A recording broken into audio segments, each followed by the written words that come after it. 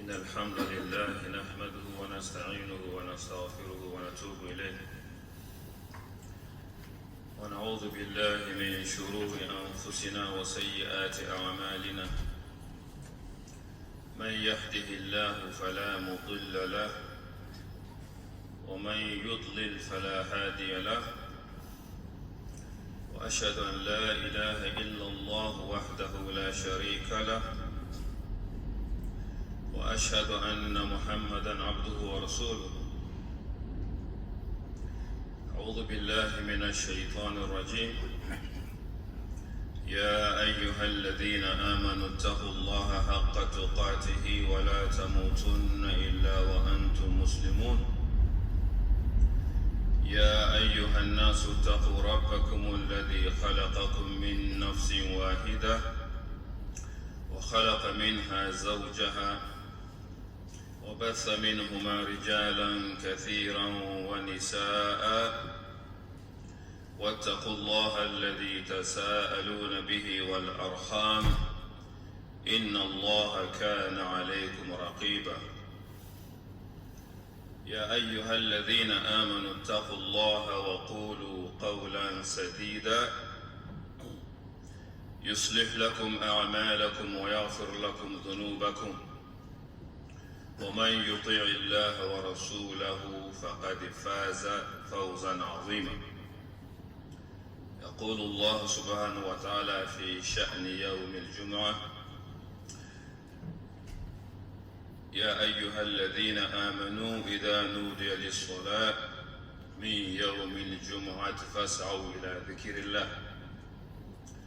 ويقول الرسول صلى الله عليه وسلم عن الحديث الذي رواه أبو هريرة أنه من توضأ فأسنه الوضوء ثم أتى الجمعة فاستمع وأنصت غفر له ما بينه وبين الجمعة وزياد 3 أيام، يعني 10 أيام.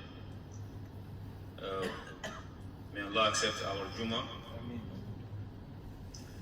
May Allah give us the reward of it. The hadith that we started with is really not the topic of the Jummah today. The topic of the Jummah is about the sins and its effect on the believer's life and how to ask for forgiveness when we sin. But the hadith is about the Prophet sallallahu alaihi wasallam said, whoever performs wudu, ablution properly, and come to the Jummah prayer, but not only come to the Jummah prayer, also listens and pays attention, then Allah will forgive him between this Jummah and next Jummah, and Allah will add 3 more days, meaning 7 plus 3, 10 days. كما أن الحسنات بعشر أمثالها.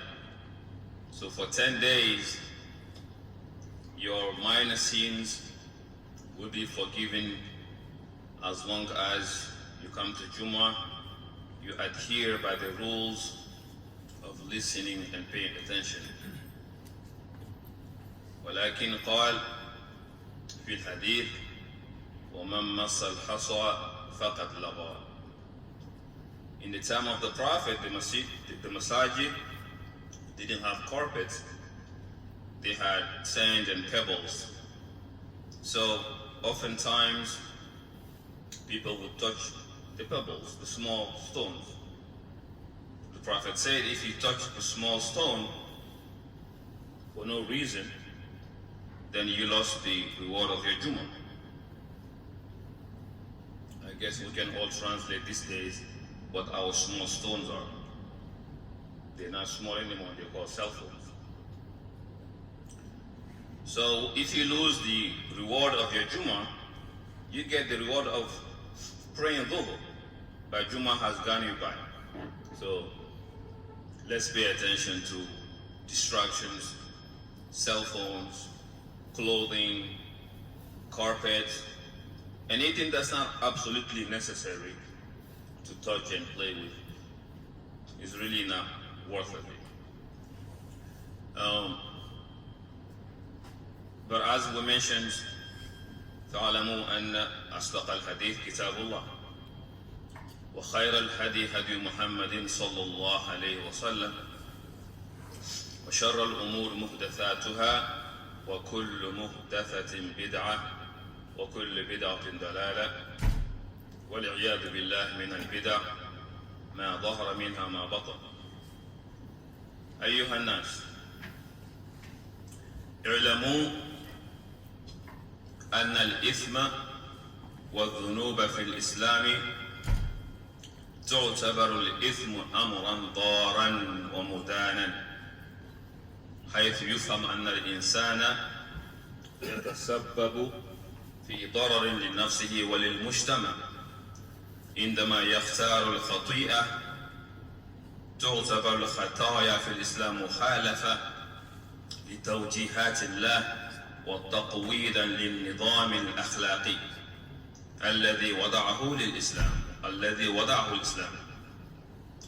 ويظهر القرآن الكريم والسنة النبوية الأخلاقية السامة التي يجب على المسلمين اتباعها وتحذيرات من عواقب الخطايا. يؤكد الإسلام على أهمية الإعتدال والتحلي بالأخلاق الحسنة، ويحث على تجنب الخطايا للحفاظ على الروحانية والسلام في الحياة الفردية والاجتماعية. Islam regards sin as something that's harmful and can be condemned by Allah subhanahu wa ta'ala if it's not forgiven. But a sinful person is someone who has gone against the natural order that Allah has put for his being. Not only when a person commits sins, they cause harms to themselves, but they might cause harms even to the community. So that's why saying that it's none of your business, yes, part of it is true, but part of it is not true. If you commit sins that's going to affect me, or that's going to affect the community, then someone has to tell you to stop. And whatever means is necessary is on the table, because you're not only harming yourself, you're also reciprocating harm to the closest people to you. This is the reason why Al-Quran Al-Kareem and many ahadith of the Prophet have shown us ways that we can strive to have the decent behavior so that we don't fall in sinful acts. But once a person falls in a sinful act, then there are ways you can ask Allah subhanahu wa ta'ala to forgive you. But before we speak about, I just committed a sin and I'm going to ask Allah subhanahu wa ta'ala, first, you have to know the deterrent. Sometimes when a person is driving, myself included, once you get a ticket at this intersection, next time you come there, you're going to slow down. Because that ticket will remind you, hey, you remember me? So, if there are deterrents, then a person can think twice before committing sin. We will not be able to enumerate all the deterrents that a person may have not to commit sin. Because the strongest thing that pushes you to commit sins is your soul that's inside you. And this soul I wonder what's stronger, your soul or Iblis? It's really up there. But some of the harms of the person who is sinning is that when you sin, your heart, who is the commander of your whole body, as the Prophet said in the Hadith, the piece of meat that if it's good, the whole body is good. If it's bad, the whole body is bad. If you sin, your heart literally dies. It's covered and you cannot understand anything, any order that comes from Allah subhanahu wa ta'ala. Why we say that? Allah subhanahu wa ta'ala says, كَلَّا بَلْ رَانَ عَلَى قُلُوبِهِمْ مَا كَانُوا يَكْسِبُونَ. He said, their hearts have been corroded because of what they did. So one thing that sinful acts do to you, your heart gets corroded. You probably would not understand what corroded heart is, but it's easy to understand. You tell him the Quran says this, you see him next morning, he's doing the opposite of it. Hadith says this, he's doing the opposite the next morning. The Prophet said this, he did this the next morning. Cannot wake up to pray for Fajr. Cannot spend when it's time to spend for the sake of Allah. Cannot regret the sin he just committed today, yesterday, a month ago. A sin becomes to him as a munafiq, as a person who a fly just got on their clothing and they just chase it away. That's how light it is to this person to be sinful. It's just a piece of dust that I just put away from my clothes. Whereas the mu'min, the one sin he commits today, he remembers it for so long, and not only that, it becomes like a mountain on his shoulder. He remembers for years. I know I did not commit any sinful act like that before, after I did that, and have forgiven, I have done istighfar, but I still don't know if Allah has forgiven me. It's a sign of belief that you remember the sins you committed, and then you wonder if Allah has forgiven you. But for you not to remember the sin you have committed, it just means you are belittled. So first thing sinful act do to you, it kills your heart. Second thing that a sin can do to you is your heart becomes hardened. Allah subhanahu wa ta'ala said, ثُمَّ قَصَتْ قُلُوبُكُم مِّن بَعْدِ ذَلِكَ فَهِيَ كَالْحِجَارَةِ أَوْ أَشَدُّ قَسْوَةً. He told the people of Bani Israel, after all your sinful acts, your heart became so hard.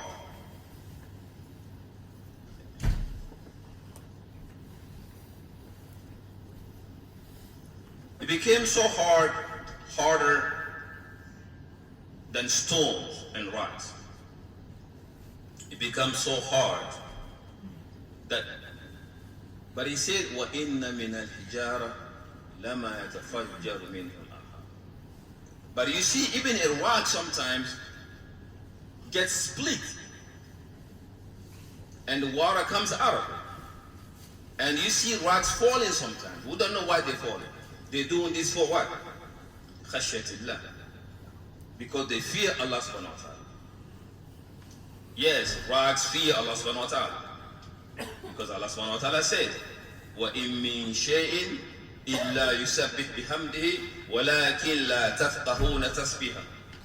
There is nothing on this earth that doesn't praise Allah. But as humans, we do not understand how they praise Allah subhanahu wa ta'ala. So for the heart to be hardened more than a rock, many verses have come in this topic.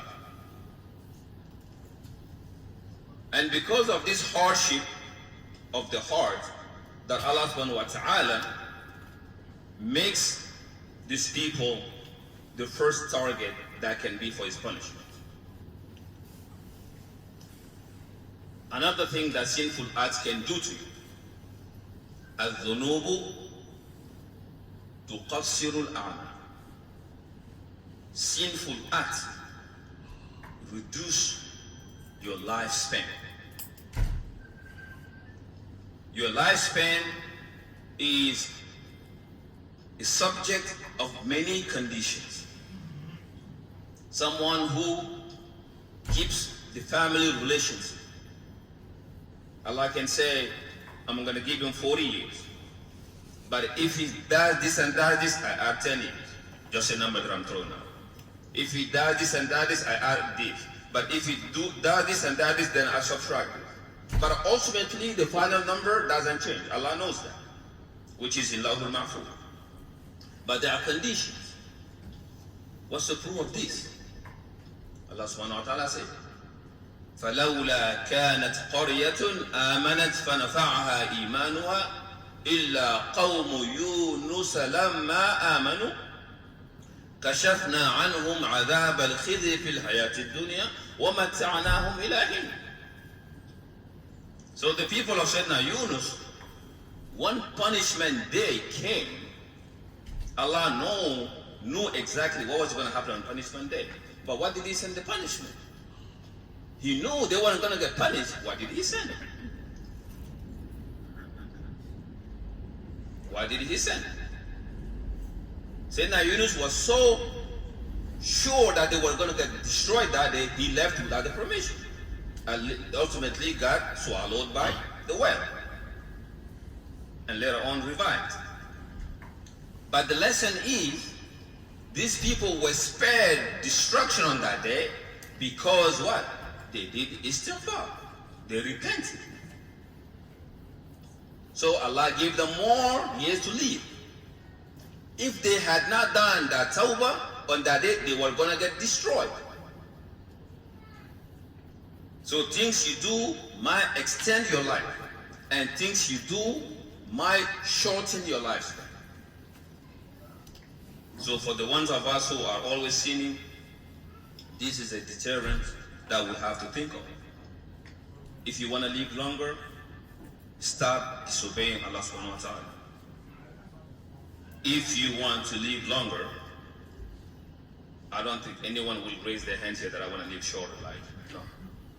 So just have this in our minds, that sinful acts can reduce our lifespan. Another thing that a sinful act can do to you, الذنوب تزيل النعم وتحل النقم. A sinful act can take Allah's blessing He puts on you, can take it away. But then in its place, it will bring punishment. Allah subhanahu wa ta'ala says, وَمَا أَصَابَكُم مِّن مُّصِيبَةٍ فَبِمَا كَسَبَتْ أَيْدِيكُمْ وَيَعْفُو عَنْ كَثِيرٍ. He said, whatsoever thing gets to you that's bad is because of your own doing. Does that mean Allah hears us anytime we commit a mistake? No. Because at the end of the verse He says, وَيَعْفُو عَنْ كَثِيرٍ. He forgives a lot, then He will punish you for one thing. He forgives a lot and then will punish you for one thing. But anything that happened to you is because you have your hand in it.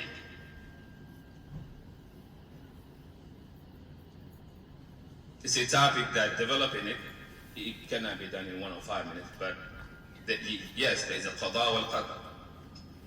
But the point is, whatever happens, look closely while it happens. So, another deterrent is, sinful acts can take Allah's blessing and bliss from you, but in its place, it will bring Allah's punishment on you. For the ones who are seeking knowledge,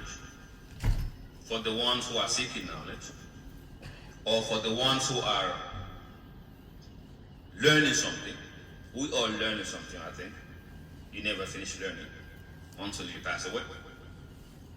Know that sinful acts, it's a disease that takes knowledge away from you. Afatul ilmi. فقد روى ابن مسعود عن النبي صلى الله عليه وسلم أنه قال اتقوا الذنوب فإنها ممحقة للخيرات. Abdullah ibn Mas'ud he says, stay away from sinful acts because they take away the good things.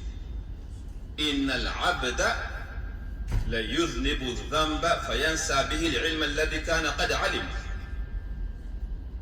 A person will learn something today. He knows it perfectly. He memorized something. He forgets it because of a sin he has done. And he tries to remember later, he doesn't remember. He doesn't even know why he cannot remember. Because he doesn't remember the sin that made him, he cannot remember it. وَإِنَّ الْعَبْدَ لَيُذْنِبُ الذَّنْبَ فَيَمْتَنِعُ بِهِ مِنْ قِيَامِ اللَّيْلِ. I cannot wake up at night time to pray. I've tried everything. I have tried to go to bed early. I have tried, but I just cannot wake up night time to pray. Abdullah ibn Mas'ud say, check yourself. Check the list of sins you are doing. It's keeping you. Not only he said this, but Ali ibn Abi Talib also said this to somebody who came to tell him, I cannot pray at night time, no matter what I try. He said, because your sin, Ali told him, is because your sins are keeping you away from you waking up and praying at night. وَإِنَّ الْعَبْدَ لَيُذْنِبُ الذَّنْبَ فَيُحْرَمُ بِهِ الرِّضَى وَقَدْ كَانَ حَيِّنًا لَهُ. A person will also strive to have rizq, sustenance. He can get it. I want this money. I can get it. I want this. I cannot get it. Because he is the same thing as the people of إِنَّا بَلَوْنَاهُمْ كَمَا بَلَوْنَا أَصْحَابَ الْجَنَّةِ إِذْ أَقْسَمُوا لَيَصْرِمُونَّهَا مُصْبِحِينَ. The people that the story was told in Surah Al-Qalam, they were rich. They had gardens. Nighttime, their father used to spend, but they decided overnight that they're not going to give to any miskin before the gold of the garden is destroyed. So the sin they committed, even they had not even committed the sin, they just had the intention to commit it. Because they say, we're not going to give anything to the poor like our father used to do. Because of the إِنَّمَا الْأَعْمَالُ بِالنِّيَّاتِ. Your intention counts more. Intention speaks louder than, that's what we say, than words. Then actions too. Your intentions in Islam, Allah's eye, speak louder than your actions, let alone the words.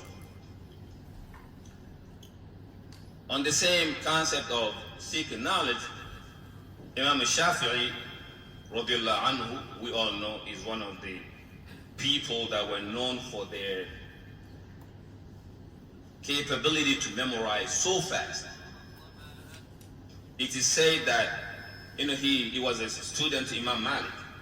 Shafi'i was maybe 9, 10 years old when he became a student to Imam Malik. So he comes to Imam Malik, 3 days he has memorized Muwatta. So Imam Malik was blown away by Shafi'i's being able to memorize a book in 3 days. With hadith, the bab, the chapter, the hadith, and they remember the whole. And all this, he used to study without taking notes. They say when Imam Shafi'i used to study, the paper we have now, to him, it goes like this. So the other students are writing on the paper, but Imam Shafi'i goes in the air like this. So they ask him, what are you doing? He said, I'm taking notes. And that's how he remembers. So Imam Malik tells him, I have seen a light that Allah subhanahu wa ta'ala has thrown into your heart. He said, but do not destroy it by sinful act, because Allah can take it away when it becomes sinful. So if you cannot study, cannot remember, let's check our actions. And later on, Imam Shafi'i go to another teacher called Waqi'. You know, he's hard on himself, Imam Shafi'i. He said, Shakawtu ila Waqi'in su'a hifzi. He said, I told my teacher Waqi' that I cannot memorize. And this is the guy who is literally incredible good at memorizing. But he's pushing himself to the limit that he's finding difficult to memorize what he has to memorize.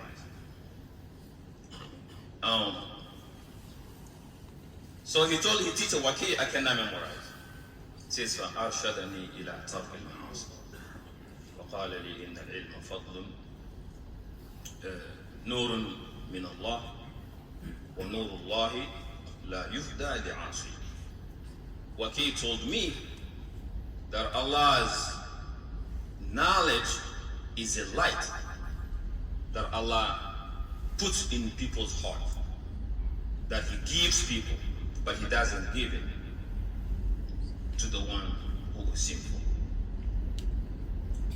May Allah accept our Jummah. May Allah not make us of the sinful people, and may Allah make us to be able to restrain, to have that force, to have that drive, to have that capability to restrain our soul from committing sinful acts. استغفروا ربكم إنه كان غفارا استغفروا ربكم إنه كان غفارا يرسل السماء عليكم مدرارا ويمددكم بأموال وبنين ويجعل لكم جنات ويجعل لكم أنهارا.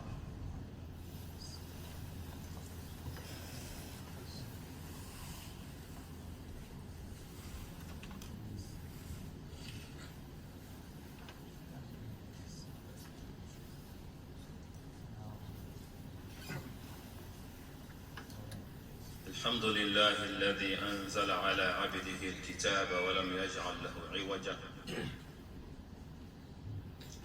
إن الله وملائكته يصلون على النبي يا أيها الذين آمنوا صلوا عليه وسلموا تسليما.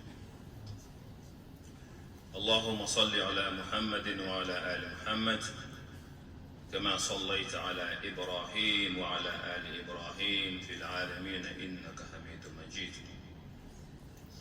اللهم بارك على محمد وعلى آل محمد كما باركت على إبراهيم وعلى آل إبراهيم إنك حميد مجيد.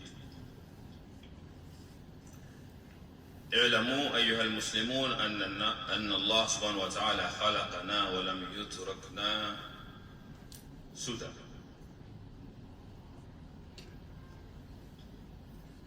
Allah subhanahu wa ta'ala created us, and after He created us, He did not abandon us. Knowing that we are sinful people, in the hadith, when Rasulullah sallallahu alayhi wa sallam said, he swears that if we were not sinful, then Allah will take all of us away, and He will bring people who will sin, and He will forgive them. Oh. Why? Allah has many attributes, and one of these attributes is Al-Ghafar, Al-Ghafur, the one who forgives sins. If no one sins and the person is forgiven, then what's the meaning of Al-Ghafur? He was never Al-Ghafur because he never forgives somebody. So Allah's hikmah, if we don't get it, it's because we don't get it. But Allah has hikmah in everything He does. Somebody had to sin and ask for forgiveness, and that Allah forgives him then Allah's name Al-Ghafur is true. If you never forgive, people can call you a forgiver? No. You have to forgive for you to be called a forgiver. One of the means of asking for forgiveness is al-istighfar. As the ghafara from istighfar is the main means that he used for Allah to forgive. Istighfar is something that I don't think there is anything that a Muslim should do more than istighfar daily. To the point that Rasulullah sallallahu alaihi wasallam said that he, in one narration, more than 70 times, in one narration, 100 times. The two narrations do not contradict each other. One of them says more than 70. This one specifies 100. What is the thing that the Prophet makes 100 times a day? Istighfar. Istighfar is one of the two guarantees that Allah has given us that He will not destroy us. Of the two guarantees, one is gone, one is still with us. Allah subhanahu wa ta'ala says, وَمَا كَانَ اللَّهُ لِيُعَذِّبَهُمْ وَأَنْتَ فِيهِمْ وَمَا كَانَ اللَّهُ مُعَذِّبَهُمْ وَهُمْ يَسْتَغْفِرُونَ. He says, I give you guarantee, Muhammad sallallahu alayhi wasallam, and your ummah, that I will not destroy them, I will not send a punishment to them as long as you living with them. The way previous nations were destroyed. But then the Prophet is gone. What is the second guarantee we have?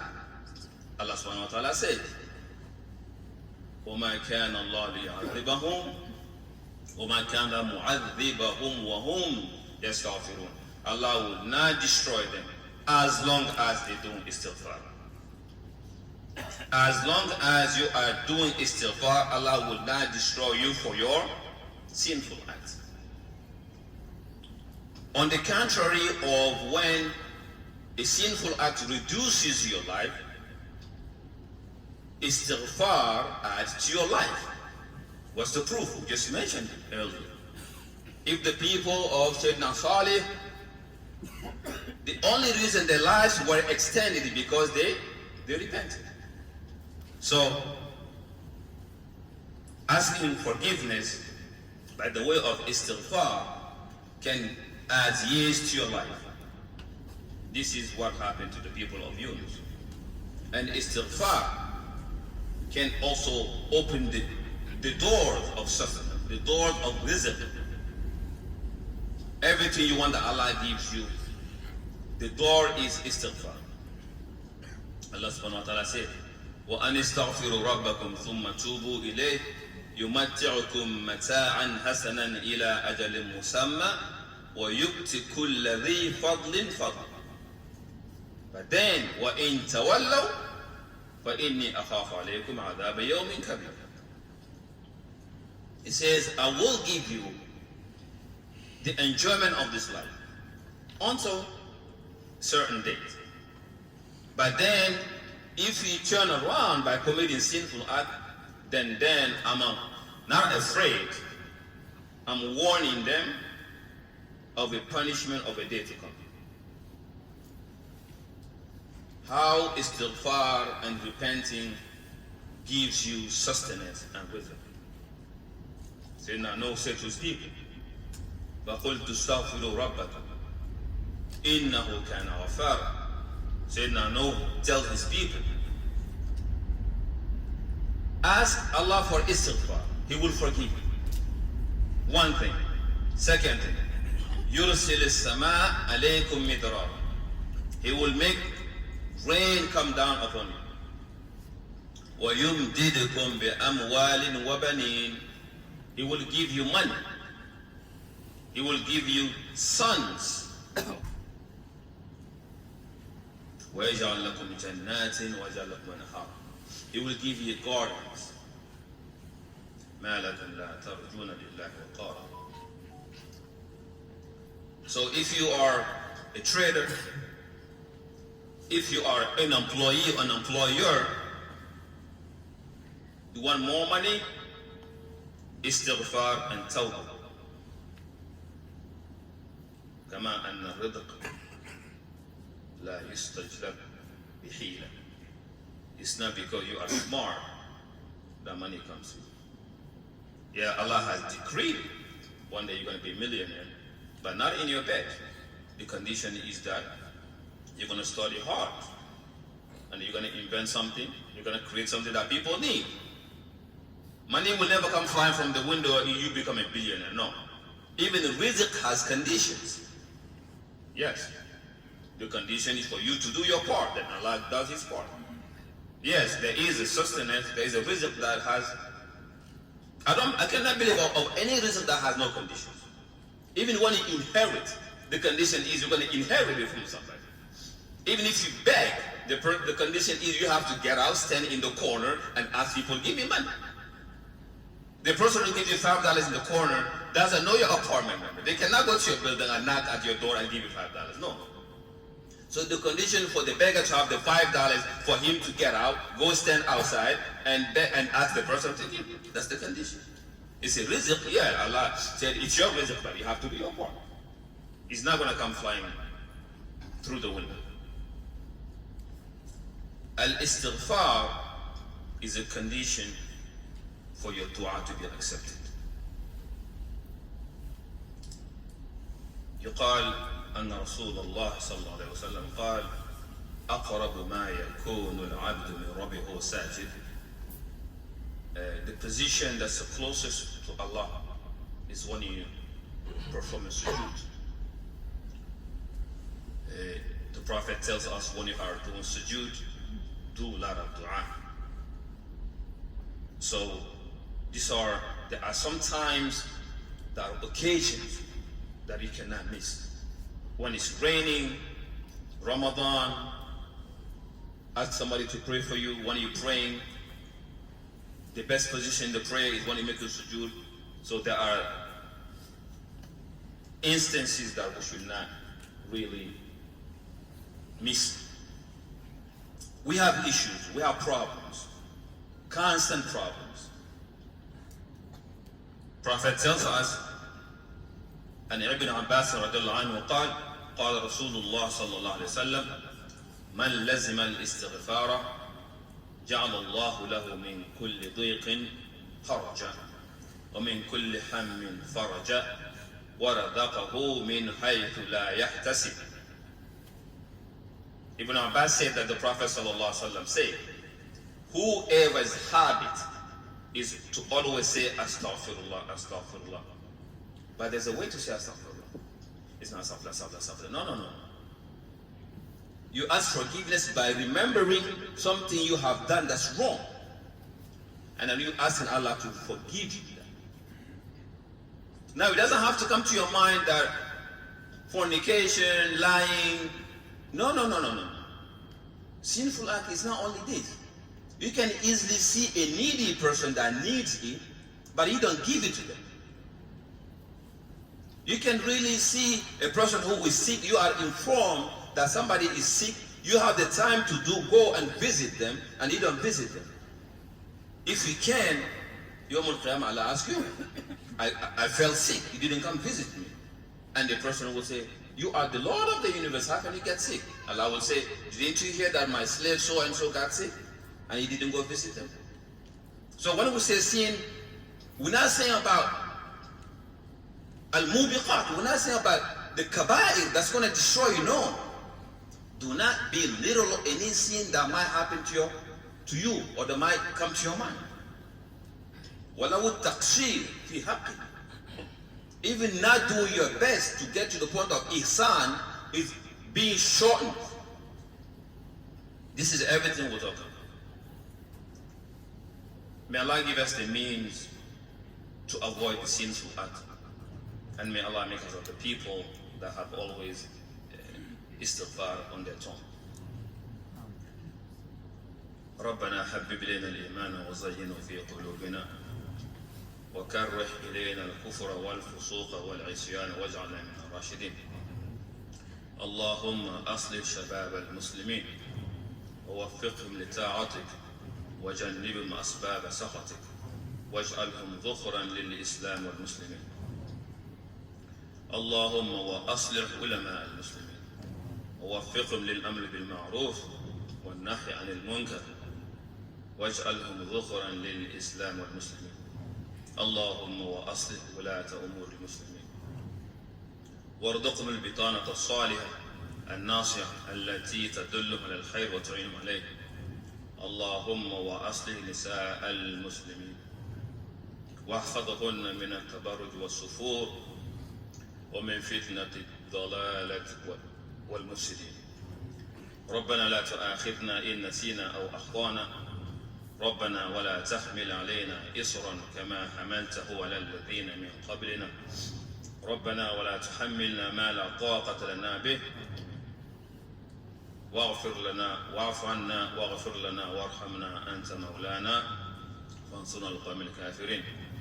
إن الله يأمر بالعدل والإحسان وإيتاء ذي القربى وينهى عن الفحشاء والمنكر والبغي يعظكم لعلكم تذكرون. فاذكروه يذكركم وادعوه يستجب لكم ولذكر الله أكبر والله يعلم ما تصنعون. فأقم الصلاة.